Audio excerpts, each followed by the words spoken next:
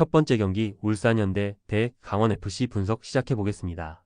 울산은 4-4-2 포메이션을 바탕으로 허율과 라카바를 투톱으로 세우며 이청용이 중원에서 리듬을 조율하는 구조다. 허율은 제공권과 위치 선정이 뛰어나며 라카바는 스피드와 침투 능력이 뛰어나 상대 뒷공간을 집요하게 공략할 수 있다.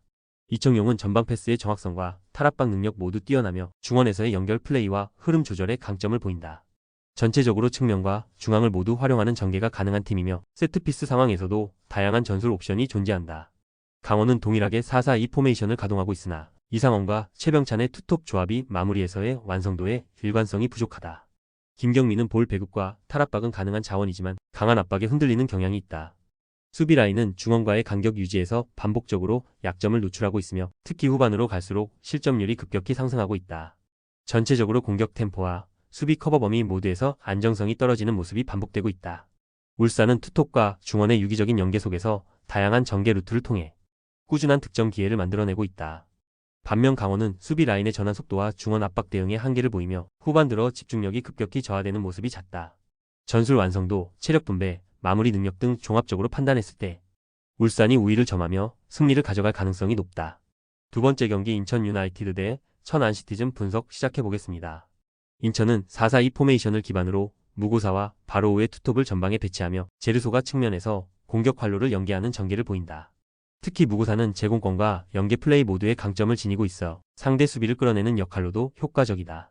바로우와 제르소는 스피드 기반 돌파와 크로스 타이밍이 뛰어나며 사이드 전개 이후 안쪽으로 파고드는 패턴에서 위협적인 장면이 반복되고 있다. 중앙 미드필드 라인도 세컨볼에 대한 대응이 민첩하며 후방 빌드업과 전방 전개 간 연결도 안정적인 편이다. 천안은 4-4-2 포메이션을 유지하며 이정엽과 퉁가라를 중심으로 한 단순한 전방 침투와 크로스 중심 전개를 활용하고 있다. 하지만 미드필드 라인의 탈압박 능력이 떨어져 빌드업 과정에서 끊기는 경우가 많고 공격 템포가 단조롭다는 약점이 있다. 정석화는 왕성한 활동량을 바탕으로 이선에서 전방 침투를 도우나 수비 시 복귀 속도에서 아쉬운 점이 지속되고 있다. 수비 조직력 면에서도 측면 커버가 불안정하고 상대 롱패스나 간결한 원투 패스에 쉽게 공간을 내주는 구조다. 인천은 전방 투톱의 연계 플레이와 측면 자원이 스피드를 통해 다양한 공격 루트를 가동하고 있다. 천안은 공격 단조로움과 수비 약점을 동시에 안고 있어 실점 리스크가 높고 반격 기회도 제한적이다. 전체적인 전력 격차와 전개 효율성을 감안할 때 인천이 경기 흐름을 주도하며 승리를 가져갈 가능성이 높다. 세 번째 경기 서울 이랜드 대 충북 청주 분석 시작해보겠습니다. 서울 이랜드는 4-4-2 포메이션을 기반으로 아이델과 에울레르를 투톱에 배치하고 변경준이 이선에서 공격 전개 연결고리 역할을 수행한다. 에울레르는 활동량과 볼 운반 능력이 우수하며 아이데일은 포스트 플레이와 마무리에서 확실한 존재감을 보이고 있다. 변경준은 세컨볼 상황과 공간 침투에서 유기적인 움직임을 보이며 전반적인 공격 템포 유지에 기여하고 있다. 무엇보다 수비 라인의 라인 조율과 압박 타이밍이 안정적이며 후방에서의 집중력도 최근 경기에서 눈에 띄게 올라온 상태다. 충북 청주는 4-4-2 포메이션을 유지하면서 김병화, 가브리엘을 전방에 배치하고 페드로가 이선에서 지원하는 구조다. 하지만 전체적으로 빌드업과 역습 템포가 느리고 세컨볼 대응 시 수비진과 미드필더 간 간격이 벌어지는 문제가 반복되고 있다. 가브리엘은 개인기와 침투는 뛰어나지만 지원 타이밍이 늦어 고립되는 장면이 자주 나오며 전방에서의 볼 유지력도 떨어지는 편이다. 수비 전환 시 뒷공간 커버 능력도 부족해 빠른 침투나 측면 전개에 대한 대처가 느슨하다는 약점이 존재한다. 서울 이랜드는 투톱과 이선의 유기적인 움직임을 통해 다양한 공격 루트를 구축하며 안정적인 수비 전개까지 병행하고 있다. 충북 청주는 수비 라인과 미드필더 간 간격 조율 실패, 공격 시 템포 부족 등 경기력의 불안 요소가 누적되고 있다. 전체적인 전력과 전술 안정성을 감안할 때 서울 이랜드가 경기 흐름을 주도하며 승리를 확보할 가능성이 높다. 네 번째 경기 김천 상무 대 대전 시티즌 분석 시작해보겠습니다. 김천은 4-4-2 포메이션을 기반으로 유강현과 이동경이 투톱을 구성하고 이동준이 측면에서 빠른 돌파와 연계를 책임진다. 유강현은 문전 앞 움직임과 골 결정력이 뛰어나며 이동경은 공간을 열어주는 침투와 패스 선택이 돋보인다. 이동준은 빠른 측면 전개를 통해 라인을 흔드는 역할을 수행하고 있으며 김천은 직선적이고 빠른 공격 템포를 바탕으로 상대 수비를 흔든다. 수비 라인도 간격 유지와 중원 압박이 안정적으로 이루어지고 있어 실점 억제력도 나쁘지 않은 상태다. 대전은 4-3-3 포메이션을 운영하며 주민규가 최전방에서 버티고 윤도영과 김현욱이 이선에서 지원하는 구조다. 하지만 주민규는 제공권에는 강하나 기동력이 떨어지는 단점이 있고 김현욱과 윤도영도 침투보다는 볼 소유에 비중을 두는 스타일이다. 전체적으로 템포가 느리고 빌드업 속도가 빠르지 않아 역습에 취약한 구조이며 측면 커버 역시 느슨해지는 경우가 많다. 중원은 볼 배급 능력은 있지만 압박이 강할 경우 탈압박에 어려움을 겪고 있다. 김천은 직선적 전개와 빠른 전방 움직임 그리고 공간 활용 능력을 바탕으로 상대 수비를 지속적으로 흔드는 흐름을 유지하고 있다. 반면 대전은 느린 템포와 전개 완성도 부족으로 인해 김천의 빠른 압박과 침투에 대응이 쉽지 않은 상황이다.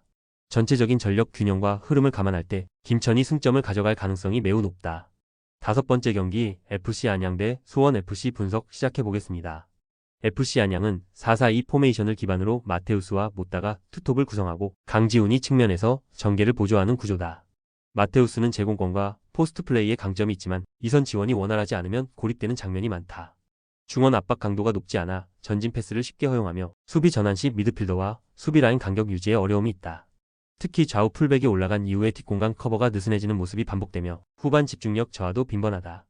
수원FC는 4-2-3-1 포메이션을 기반으로 사박을 원톱으로 루안과 안데르손이 이선에서 활발한 움직임을 보여주는 전개를 활용한다. 루안은 빠른 침투와 컷인 능력이 뛰어나고 안데르손은 순간적 방향 전환과 짧은 패스로 기회를 만들어내는 데 능하다. 사박은 제공권보다는 연계 플레이에 특화되어 있으며 이선 자원의 전진성 있는 움직임과 시너지 효과를 발휘하고 있다. 전체적으로 짧고 빠른 패스와 유기적인 침투를 바탕으로 상대 수비 간격을 무너뜨리는 구조를 유지하고 있다. FC 안양은 홈이지만 수비 간격 유지 실패와 후반 체력 저하로 인해 라인을 정비하지 못하는 모습이 반복되고 있다. 반면 수원FC는 이선 중심의 침투와 전개 효율이 뛰어나며 공격 템포 또한 꾸준하게 유지되고 있다. 전체적인 전력 구도와 후반 대응력을 고려할 때 수원FC가 실전에서 확실한 우세를 점할 가능성이 높다. 여섯 번째 경기 수원 삼성 대 화성FC 분석 시작해 보겠습니다. 수원 삼성은 4-3-3 포메이션을 기반으로 일류첸코를 최전방에 두고 세라핀과 파울리뇨가 좌우 측면을 맞는 전형적인 3톱 전개를 사용하고 있다. 일류첸코는 제공권과 위치 선정 능력이 뛰어나며 세트피스 상황에서도 득점 기대치를 높일 수 있는 카드다. 세라핀과 파울리뇨는 드리블 돌파와 컷인 능력을 겸비하고 있으며 양쪽을 활용한 넓은 전개가 강점이다. 중원에서는 전방 압박과 후방 빌드업을 동시에 수행하며 안정적인 템포 조율 능력도 동반되어 있다. 화성FC는 수원과 동일한 4-3-3 포메이션을 사용하고 있으나 도미닉 -리마 보이노비치 조합의 유기성에서 다소 기복이 있는 편이다. 특히 수비 전환 속도와 압박 유지에서 약점이 있으며 중원에서 볼을 잃었을 때 뒷공간 커버가 느슨하게 열리는 장면이 잦다. 보이노비치의 개인기와 탈압박 능력은 위협적이지만 연계 플레이나 크로스 정확도에서는 기복이 있고 도미닉 역시 고립되는 빈도가 많다. 최근 일정에서 실점 대부분이 후반 집중력 저하와 사이드 수비의 크로스 대응 실패에서 발생하고 있다. 수원 삼성은 3톱 조합의 전개력과 결정력 모두에서 안정적인 흐름을 보이고 있으며 수비 밸런스도 지속적으로 강화되는 흐름이다. 반면 화성FC는 측면 수비 커버와 후반 집중력 저하가 누적되며 실점 리스크를 안고 있다. 전체적인 전력과 전술 이행력에서 수원 삼성이 확실한 우세를 점하고 있으며 홈에서의 전개 완성도를 감안할 때 승리 가능성이 높다. 조합은 아래 고정 댓글 링크로 편하게 말 걸어주시면 조건 없으며 스포츠를 좋아하시는 분들이라면 모두 환영합니다. 스포츠 당첨 어렵지만 그건 어떻게 하냐의 차이입니다. 두 눈으로 어떤 차이인지 직접 확인하시고 우리 모두 같이 승리합시다.